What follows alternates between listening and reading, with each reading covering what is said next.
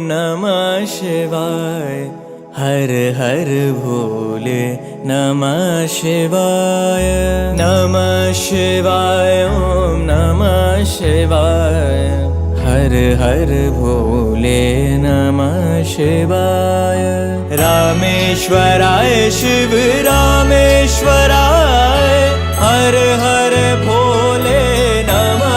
नमस्कार दोस्तों, मैं आपका दोस्त राजीव, आपके अपने YouTube चैनल जय महाकाल राइडर का स्वागत है। आज तारीख है 9 5वां महीना 2023। दिन भूल गए भाई, कितने दिन हो गए हैं घर से निकले। फिलहाल है सोनप्रयाग में और यहाँ पार्किंग है जो सोनप्रयाग की, उसमें भंडारा चल रहा था अपने दिल्ली वालों को। आज उनके पास रुके, भंडारा भी लिया और खाना वगैरह यहीं खा के और यहीं सो गए थे। कैंपिंग नहीं की आज हमने। और जो हमारे साथ बंदे नरेले वाले आज वो निकलेंगे। और एक मिनट बाबा की भी सुन लो भाई, महाराज जी बता रहे हैं कहाँ से शुरुआत आपको करनी है। पंच केदार की यात्रा कहाँ से शुरुआत करनी चाहिए महाराज जी बताएंगे। और महाराज जी से मैं आपको रूबरू करवा देता हूँ। बड़े ज्ञानी दैनी महाराज जी हैं। ये सोनप्रयाग की पार्किंग में मिले हमें, ये पूरा आपको बताएंगे।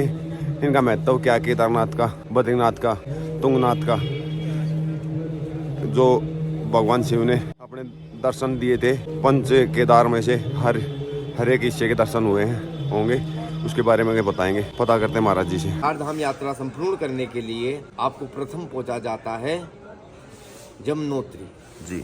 जमुनोत्री में आपको सूर्य कुंड के दर्शन होंगे, क्योंकि जमुना जी जो है सूर्य पुत्री हैं और शनि और यमराज की बहन जी।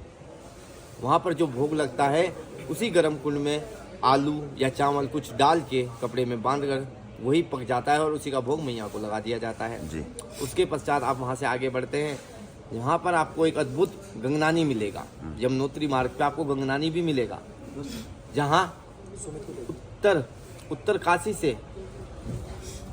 काशी से गंगा जमीन के अंदर अंदर निकल के यमुना जी के साथ संबंध किया, क्योंकि वहाँ पर एक ऋषि तप किया करते थे जी। उनके तप के बल पर, क्योंकि वो रोजाना नहाने गंगा में यमुनोत्री से उत्तर काशी आते थे, जंगल तप करते थे, तपस्या करते थे, प्रातः स्नान के लिए वहाँ आया करते। तब गंगा मैया खुद उनके लिए चलकर यमुना जी पहुंची। उसके बाद आप गंगोत्री आएंगे। गंगोत्री में गंगनानी आता है, वहाँ गर्म कुंड है, आपको गर्म स्नान करने को मिलेगा। ये सब ऋषियों के तप के बल पर हुआ है कि धरती में से ऐसे ठंडे वातावरण में भी गर्म पानी का होना। गंगोत्री का आपने दर्शन किया। गंगोत्री से आप चलेंगे चौरंगी नाथ जी, जो 9 नाथों में 8वें नाथ कहलाते हैं, चौरंगी नाथ। उसके बाद आप चौरंगी नाथ से नीचे उतरेंगे बूढ़ा केदार। जब पांडव बाबा भोलेनाथ को ढूंढने लग गए तो भोले बाबा ने बड़े बूढ़े का रूप लिया, ऐसा कि हिल भी ना पाए। बड़े बीमार मरीज बूढ़ा, कितना बूढ़ा कि चल भी नहीं पाए। तो वो जिस स्थान पर बूढ़े बनकर बैठे थे, आज उस स्थान का नाम बूढ़ा केदार पड़ा जी। अब वहाँ से बड़े अब आपकी कहानी कहाँ आती है, केदारनाथ। तो ये केदारनाथ की महिमा बहुत अद्भुत है। वही बताना बोलिए जी। ये महिमा इसलिए अद्भुत है कि जब महाभारत के समय पर पांडवों का युद्ध हुआ तो कितना नरसंहार हुआ, बहुत अधिक नरसंहार हुआ। तो युधिष्ठिर को रात को सपने में कटे सर दिखते थे, रोती औरतें, चीखते चिल्लाते बच्चे दिखते थे, वह भयभीत रहते थे। तो कृष्ण के पास जाते, कहते हे कृष्ण, आपने हमारा युद्ध तो करा दिया, पर किंतु हमारी मुक्ति का क्या होगा। इतना नरसंहार, बेजवान जीव जंतु मारे गए, यहाँ तक कि हमने अपने सगे संबंधियों तक को नहीं छोड़ा, छोटे छोटे बच्चों तक को नहीं छोड़ा। हम तो पाप के भागी हो गए, हमारी तो मुक्ति का ही मार्ग बंद हो गया। तब कृष्ण कहते हैं बाबा भोलेनाथ की शरण में जाओ, वही आपका कुछ उद्धार करेंगे, वही मुक्ति के देवता हैं। पर भोले बाबा तो सत्य के अधीन है, भोले बाबा सत्य के अधीन है। वो झूठ छल कपट, यहाँ तो वो दर्शन ही नहीं देते, दर्शन ही नहीं देते। पांडवों को दर्शन ही नहीं दिए कई वर्षों तक। पांडव भटकते रहे, आत्मा बन के भटकते रहे पांडव। मुक्ति नहीं हो रही थी उनकी कई वर्षों तक, खूब जब तक किया। अब भीम जो कहते हैं कोई बात नहीं, बाबा ने हमें दर्शन नहीं दिए तो हम स्वयं जाके बाबा को पकड़ेंगे। जब पांडव कैलाश की ओर बढ़े तो भोले बाबा उत्तर प्रदेश पहुंच गए, काशी विश्वनाथ, बाबा काशी विश्वनाथ पहुंच गए। अब पांडव जो है काशी विश्वनाथ की ओर जब चलने लगे, तब भोले बाबा उत्तराखंड उत्तर दिशा की ओर आकर इन जंगलों में गुप्त हो गए। और जिस स्थान पे वह गुप्त है उस स्थान का नाम पड़ा गुप्त काशी जी। पांडव वहां भी पहुंच गए। तब भोले बाबा केदार पहुंचे, और जब वह केदार पहुंचे तो उन्होंने कहा ये पांडव पीछा छोड़ने वाले नहीं। उन्होंने एक जंगली भैंसे का रूप लिया और कई सारे भैंसों के बीच में चरना आरंभ कर दिया। जहाँ पांडव पहुंचकर उन्हें खूब खोजते हैं, खूब ढूंढते हैं। नारद वहाँ पहुंचकर उनकी सहायता करते हैं कि इन्हीं कई सारे चरमों में है ही भोले बाबा हैं। भीम को कहो कि इन बेलों के मार्ग में अपनी 2 टांगे चौड़ी करके खड़े हो जाएं। सारे बेल इनकी टांग के नीचे से निकल जाएंगे, भोले बाबा नहीं निकलेंगे। तो जब भीम ने अपनी टांगे चौड़ी करके 2 पर्वतों पे रखी तो वे सारे भैंसे उनकी टांग के नीचे से निकल गए, पर भोले बाबा नहीं निकले। वहां अकेले शेष उस भैंसे के रूप में भोले बाबा रह गए। जब भोले बाबा उस भैंसे रूप में धरती में घुसने लगे, तो धरती में घुसे तो भीम ने पीछे भागकर पूंछ और कूल्हे से उनको पकड़ लिया, जो केदारनाथ भागे। हाँ, मामू दिखाई नहीं देता बाबा का। हाँ जी, कूल्हे के रूप में। तो जब पूंछ और कूल्हे से बाबा को पकड़ा भीम ने, तब भोले बाबा ने अपने 5 टुकड़े कर दिए, 5 खंड कर दिए, जो पंच केदार के नाम से स्थापित हुए। प्रथम भाग केदारनाथ, जहाँ उनके पिछले कूल्हे पृष्ठ भाग के दर्शन होते हैं। द्वितीय मधमेश्वर महादेव, जहाँ उनके मध्य भाग नाभि के दर्शन होते हैं। तृतीय तुंगनाथ की विशेषता बहुत अद्भुत है, क्योंकि ये पूरे वर्ल्ड में, पूरी दुनिया में सबसे ऊंचाई पे होने वाला शिवालय है। उससे 3 किलोमीटर ऊपर जाएंगे चंद्रशिला आती है। चंद्रशिला वो स्थान है जब प्रजापति दक्ष के शाप से मुक्त होने के लिए भोलेनाथ का जब चंद्रदेव ने ध्यान किया, वो वह स्थान है, और वहां से चारों धाम के दर्शन होते हैं। जी। उसके पश्चात आप बढ़ते हैं आगे रुद्रनाथ का अद्भुत एडवेंचर है, क्योंकि जंगल ही जंगल था। उसमें भालू भी है, शेर भी है, बाघ भी है। कोई बाजार नहीं है उस मार्ग में, कोई गांव नहीं है उस मार्ग में, कोई गांव कोई बाजार नहीं है। और उसकी यात्रा करने के बाद आप पहुंचते हैं रुद्रनाथ, जहाँ भोले बाबा के भव्य मुख के दर्शन होते हैं। कल्पेश्वर महादेव, वहाँ उनकी जटाओं के दर्शन होते हैं। अब जहाँ आप कल्पेश्वर महादेव के दर्शन करेंगे, वहीं ध्यान बद्री भी हैं। वहाँ से 1.5 किलोमीटर पीछे ही 1.5-2 किलोमीटर ध्यान बद्री है। ध्यान बद्री वो स्थान है जहाँ पांडवों की मुक्ति के लिए भोलेनाथ ने बद्रीनाथ का ध्यान किया। वह बैकुंठ धाम क्यों कहलाता है? ये 4 धाम की यात्रा में बद्रीनाथ बैकुंठ धाम क्यों कहलाता है? वह इसलिए कहलाता है कि विष्णु भगवान ने पहली बार धरती पर कदम रखे थे पांडवों की मुक्ति के लिए। अन्यथा तो कभी राम रूप में, कभी कृष्ण रूप में आते रहे, अनेकों रूप में उन्होंने जन्म लिया, पर लेकिन अपने संपूर्ण विष्णु रूप, विष्णु अवतार में वो पहली बार धरती पर बद्रीनाथ में आए। वहीं से उन्होंने स्वर्ग रोहिणी का निर्माण किया, पांडवों को स्वर्ग की सीढ़ियों का मार्ग दिखाया। फिर पांडव ये विचरण करते हुए, इन मंदिरों के दर्शन करते हुए आगे बढ़ते गए इन स्थानों के।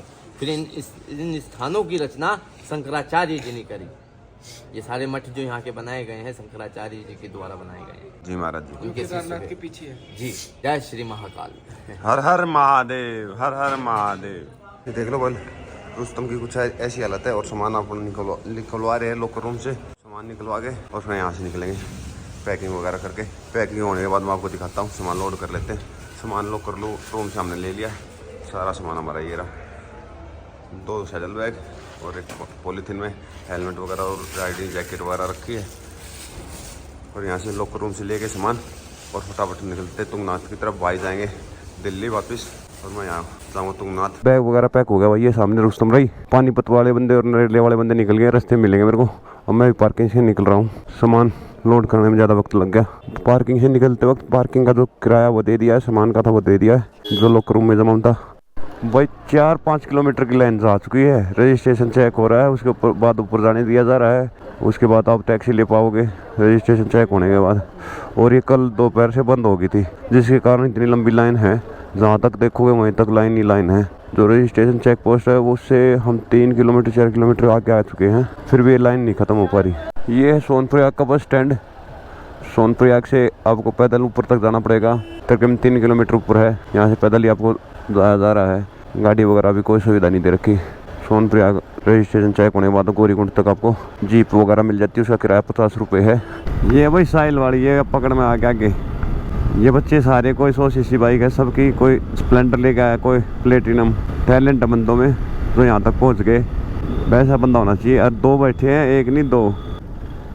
ऊखी मठ में हमारा सारा ग्रुप मिल गया है, और ग्रुप यहाँ से ये निकल जाएंगे ऋषिकेश की तरफ और दिल्ली। और मैं निकल जाऊंगा तुंगनाथ मंदिर, इसी रोड पे पीछे पड़ता है, मैं दिखा देता हूँ। चौक पे खड़े हैं अभी फिलहाल।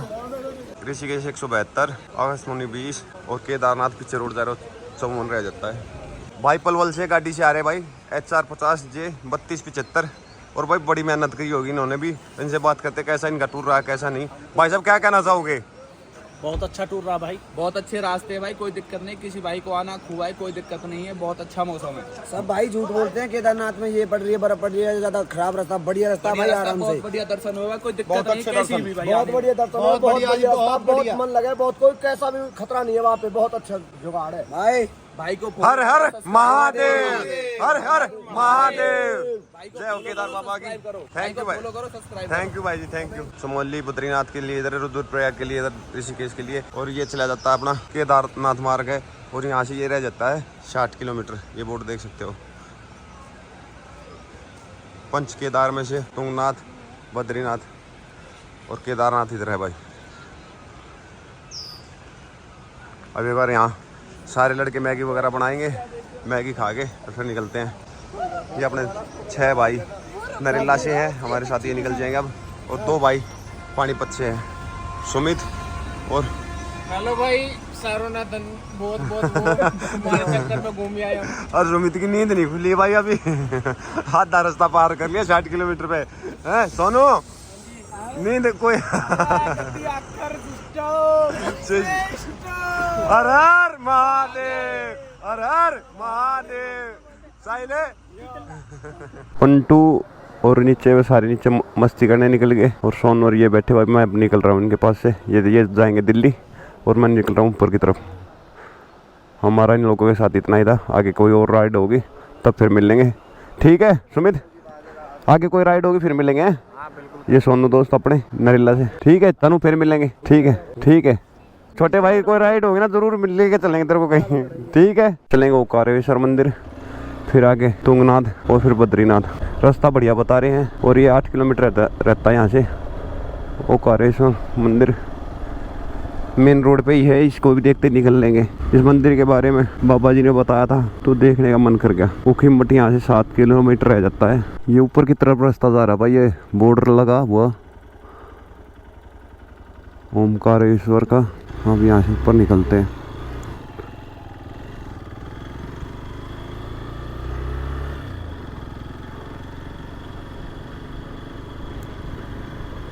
रोड से 300-400 मीटर की दूरी पे ही अंदर ऊपर की तरफ आओगे जब।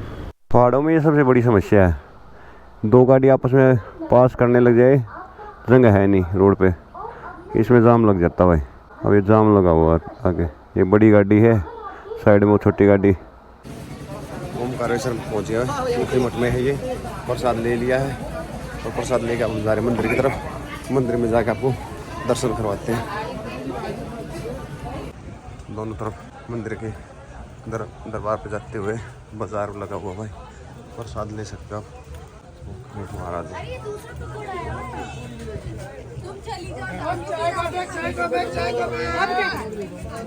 अब वो मंदिर के साथ में पूजा पाठ का सामान भी मिल जाएगा भाइयों। और ये मेन मंदिर है।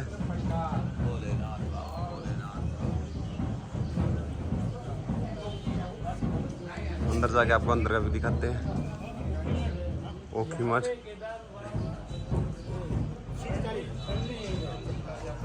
और जो डोली वगैरह वो यहीं से जाती है, शीतकालीन में सब यहीं रहते हैं। जय भोलेनाथ, हर हर महादेव, जय केदार बाबा की जय हो।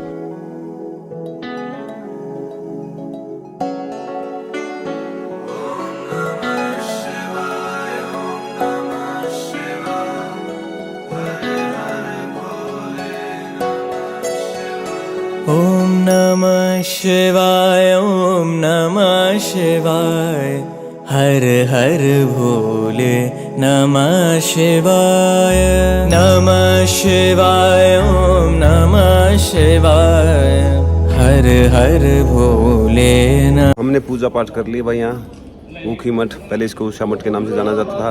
और अंदर की वीडियोग्राफी बंद है, बाहर के मैं मंदिर का व्यू आपको दे ही देता हूँ। और ये देख सकते हो।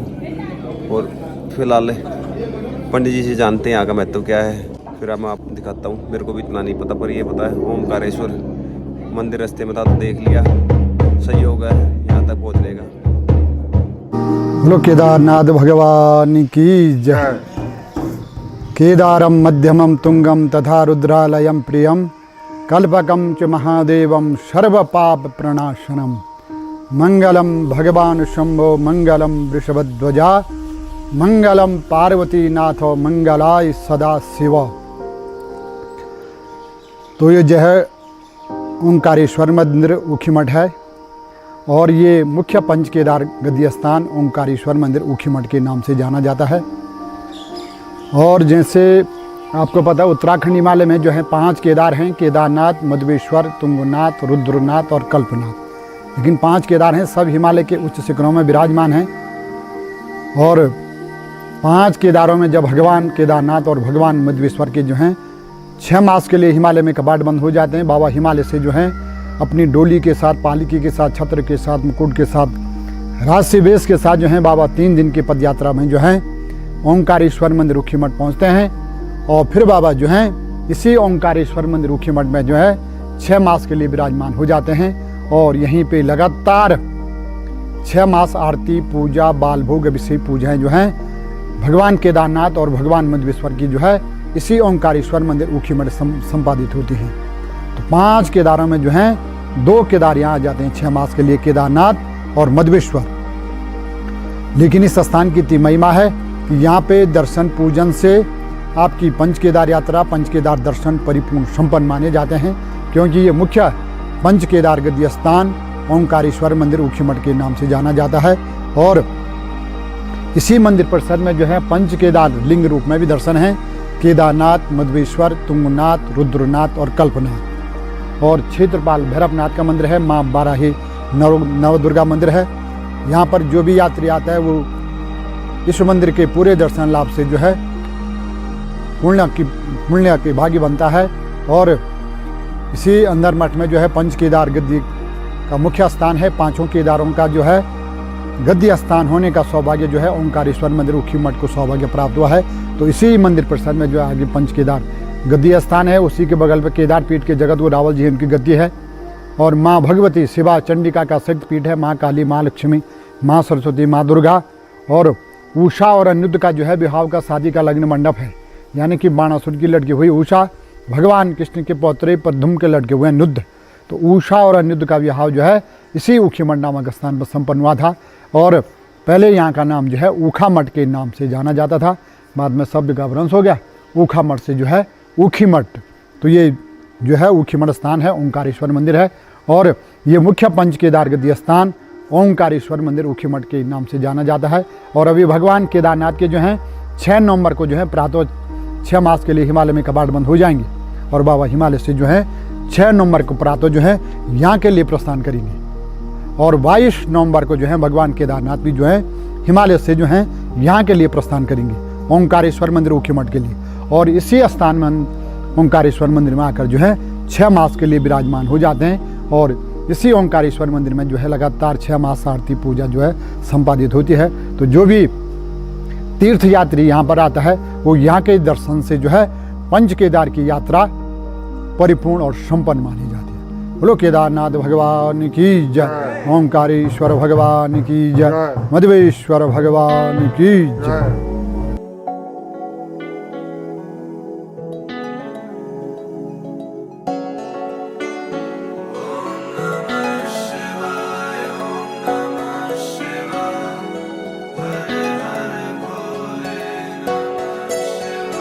ओम नमः शिवाय, ओम नमः शिवाय, हर हर भोले नमः शिवाय। नमः शिवाय, ओम नमः शिवाय, हर हर भोले नमः शिवाय। रामेश्वराय शिव रामेश्वराय, हर हर भोले नमः शिवाय। रामेश्वराय शिव रामेश्वराय, हर हर भोले नमः शिवाय। ओम नमः शिवाय, ओम नमः शिवाय, हर हर भोले नमः शिवाय। नमः शिवाय, ओम नमः शिवाय, हर हर भोले नमः शिवाय।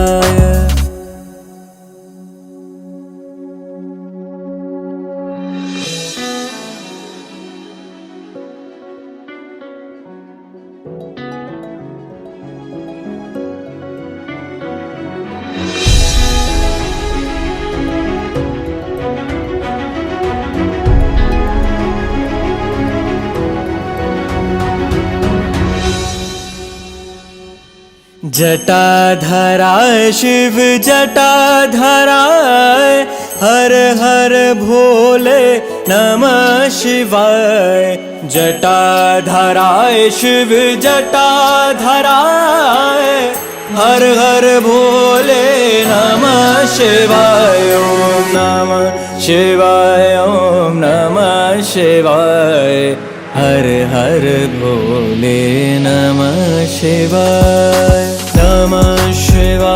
ओम नमः शिवाय हर हर भोले नमः शिवाय गंगाधराय शिव गंगाधराय हर हर भोले नमः शिवाय गंगाधराय शिव गंगाधराय हर हर भोले नमः शिवाय